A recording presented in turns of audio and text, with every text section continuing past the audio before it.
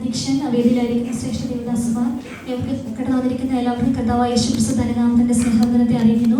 ഇന്ന് രാത്രികാല പ്രോഗ്രാം കൊണ്ട് ഉദ്ദേശിക്കുന്നത് ക്രൈസ്തവ ലോകത്തിന് നിരവധി ഗാനങ്ങൾ സമ്മാനിച്ച ഒരു എഴുത്തുകാരന്റെ ബയോഗ്രഫിയും അതോടൊപ്പം തന്നെ അദ്ദേഹം എഴുതിയ 2 പാട്ടുകളും ചേർന്ന് പാടുവാനായിട്ട് ആഗ്രഹിക്കുന്നു. ആശ്വാസത്തിന്റെയും ആലാപനത്തിന്റെ ദാസൻ JV പീറ്ററിന്റെ ജീവിത സംഗീതം. 1953 മെയ് നാഗർകോവിലിൽ ജോസഫ് ജൈനവ ദമ്പതികളുടെ മകനായി ജനിച്ച പീറ്ററിന് ബാല്യകാലം തികച്ചും ആത്മീയ പശ്ചാത്തലമുള്ളതായിരുന്നു. തന്റെ പിതാവ് ഒരു ഫാർമസിസ്റ്റ് ആയിരുന്നെങ്കിലും ഔദ്യോഗിക ജീവിതത്തിന്റെ ഇടവേളകളിൽ സുവിശേഷ പ്രവർത്തനങ്ങളിൽ മുന്നിട്ടിറങ്ങുക പതിവായിരുന്നു. ബാലനായിരുന്ന പീറ്റർ ഈ പ്രവർത്തനങ്ങളിൽ പിതാവിനൊപ്പം ചേരുകയും രോഗികൾക്കായി പ്രാർത്ഥിക്കുന്ന വിധത്തിൽ ദൈവത്താൽ ഉപയോഗിക്കപ്പെടുകയും ചെയ്തിരുന്നു. കൗമാരത്തിന്റെ തുടക്കത്തിൽ തന്നെ നല്ലൊരു ആർക്കോഡിയൻ പ്ലെയർ ആകാൻ പീറ്ററിന് സാധിച്ചു. സംഗീതത്തിനോടുള്ള അടങ്ങാത്ത അഭിവാഞ്ചയും ദൈവികമായ കഴിവുകളും ചേരുമ്പോഴുണ്ടാകുന്ന അസാധാരണമായ ഒരു പ്രതിഭാസമായിരുന്നു ആ സംഗീതമെന്ന് പിന്നീട് ലോകമറിഞ്ഞു. സിനിമാ ലോകത്തേക്ക് ഏതുവിധേനയും എത്തിപ്പെടാനും സംഗീത സംവിധായകനായി അറിയപ്പെടുവാനുമായിരുന്നു തന്റെ മനസ്സിലെ ആഗ്രഹം. ചില സംഗീത ട്രൂപ്പുകളിൽ അംഗമായ പീറ്ററിന് കൂട്ടുകെട്ടുകൾ ലോകത്തിന്റെ അഴുക്ക് ചാനലുകളിലേക്ക് നീളുന്നായിരുന്നു. ക്രമേണ മദ്യപാനത്തിനും മറ്റു ദുശീലങ്ങൾക്കും വംശവതനായ പീറ്റർ തന്റെ മനസ്സിലെ സിനിമാമോഹമായി മദ്രാസിലെ തിരുവതികളിലൂടെ അലഞ്ഞു. ആ ദിവസങ്ങൾക്ക് അധികം ആയുസ്സുണ്ടായിരുന്നില്ല.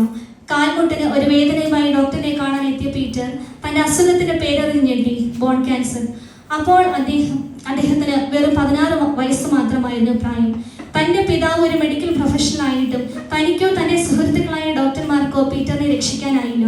എല്ലാവരും കൈയഴിഞ്ഞ പീറ്ററിന്റെ ജീവിതത്തെ വീണ്ടും ഇരുട്ടിന്റെ കൈകളിലേക്ക് തള്ളിയിടുന്നതായിരുന്നു പിതാവിന്റെയും ഏക സഹോദരിയുടെയും വേർപാട്.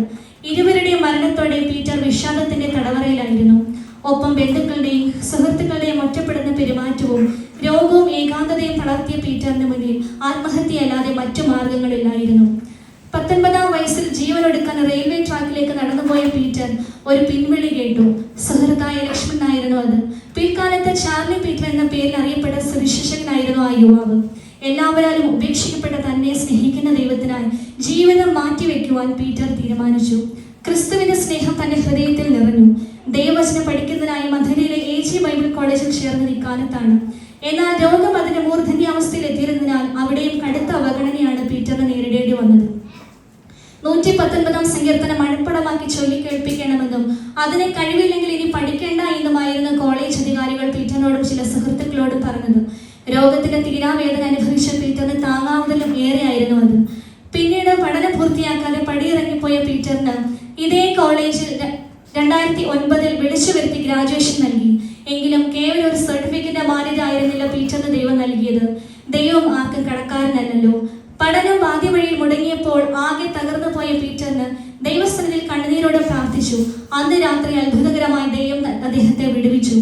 1978 തന്റെ ഭാര്യ നിർമ്മലയും മൂത്ത മകനും രോഗബാധിതരായി. എന്നാൽ ആശുപത്രി ബിൽ കൊടുക്കാൻ 500 രൂപ വേണ്ടിയിരുന്നു. പീറ്ററിന്റെ കയ്യിൽ ഉണ്ടായിരുന്നാകട്ടെ 200 രൂപയും. കുശവന്റെ കയ്യിൽ കളിമണ്ണെന്ന പോലെ സ്വയം ദൈവസ്ഥനിധിയെ സമർപ്പിച്ച് രചിച്ച ഒരു ഗാനമാണ് തിരുക്കരത്താൽ എന്ന ഗാനം.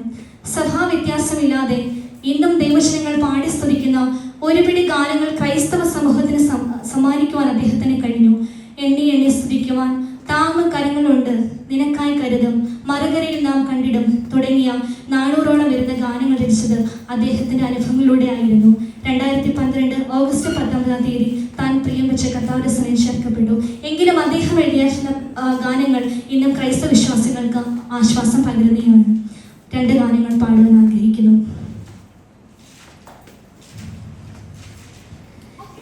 ഉന്നം വച്ച